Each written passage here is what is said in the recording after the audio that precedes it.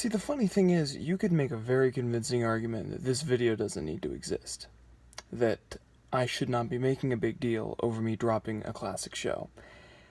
But here's the thing. I've been thinking lately about this because I have currently 41 other shows on this big project that I'm working on that I need to watch and that I need to get through.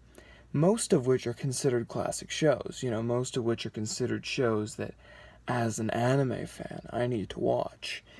And I'm not watching them necessarily for that reason, but it just seems like saying that I'm going to drop Revolutionary Girl Utena as an anime fan, as a queer anime fan, and as somebody who is really into artsy stuff. I mean, I feel like I owe myself, the community that is into this show, and just my following in general a reason why, after only 6 episodes, I'm dropping this show. The first of which, and this is probably the this is the crux of the whole thing, so I'm probably not going to go much past this.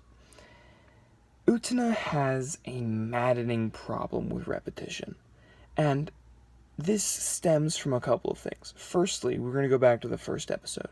The first episode of Utena is magnificent.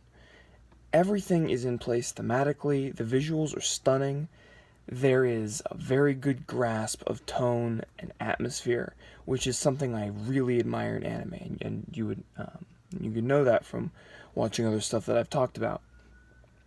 Any show that knows what it is and knows how to grab the viewer, hook them in, and show them this massive expanse that they're going to get into, I respect greatly, and Utena definitely does that. Whenever she's opening up the gate to go up to the plateau in the first place, whenever she's up there, the battle with the student council dude with the green hair, all those set pieces, fantastic. They're pulled off magnificently.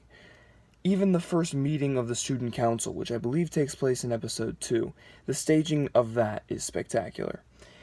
But here's the thing, here's the problem. It cashes in on that too much. Utena, like I said before, has a massive repetition problem, because it takes those scenes, those exact scenes and set pieces, and copy-pastes them in episodes 2 through 6, and that's a problem.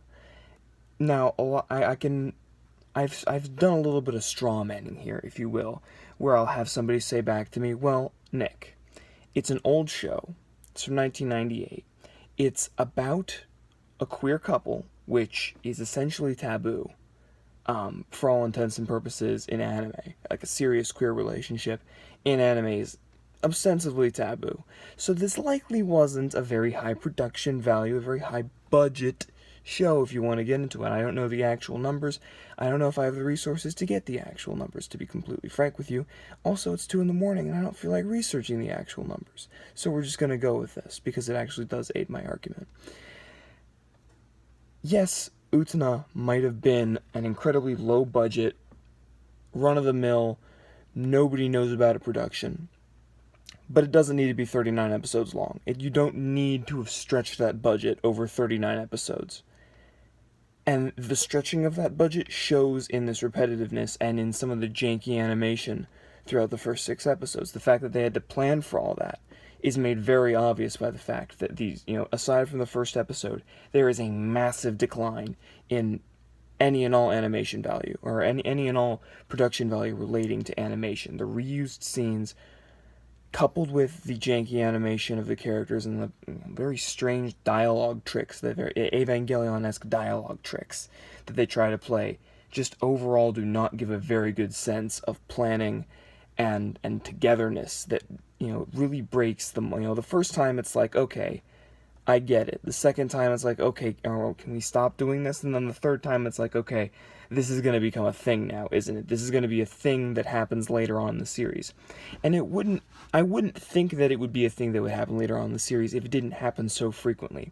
I think you have, within the first 6 episodes, 4 different battle scenes where they reuse the lead up to the battle, 3 student council scenes, and then the 2 episodes 5 and 6 where they're at the piano so much repetition with the shot composition there. It's not even funny. I mean, I realize it's just the piano in the room with the light, but I mean, you can be more inventive with that. Give me some background art. Give me some life to the environment that's just not this stark room with a piano in the middle. Um, another part that kind of factors into this is there's one bit where the blonde chick, she tries to get Utena and what's her name? Anthi. She tries to get Utena and Anthi in this trap to make them look weird in front of the student council dude, and to get Anthi to look weird in front of Utena. And this bit goes on for at least half of the episode. In a 39 episode series that is very obviously constrained by its budget and by its production limitations, you do not need to dedicate an entire half an episode to a bit that does nothing in terms of character progression. This bit seems to me like it was placed in entirely because one of the writers or multiple writers were like, hey, this is a funny joke, we want to put this in the episode. It does nothing to progress anyone's character. Sure, it might make Anthi a little bit more resilient, I could see that, but in terms of the blonde girl, we already know she's a jerk, we already know she has it in for Anthi and Utena. We know all this. We don't need that rehashed a billion times. And it's this repetition coupled with a couple of videos that I've watched on finishing anime. That being Digibro's You Do Not Have Time, and the couple of videos by Zen Huxtable I watched tonight about watching classic anime and why you don't need to finish it if you don't like it just because it's supposed to be classic. So it's that it's the stuff in the show itself, coupled with this mindset that I've been, I guess, trying to develop where I don't need to finish a show if I start it, if it's of monumental value to other people.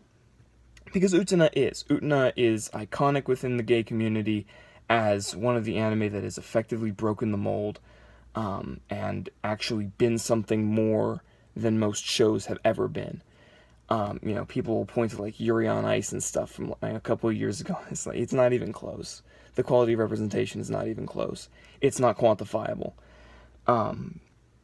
So it really does pain me to say that I'm going to have to put this show on hold, but with 41 other things that I've got that I just need to get to, and with stuff this season, plan it with, I'm going to have a video up on that, I hope. Again, I don't like making video promises, but I mean, there's more that needs to be done here. Maybe I'll revisit Utena at a later time, but I think at this time, it is best that it moves on.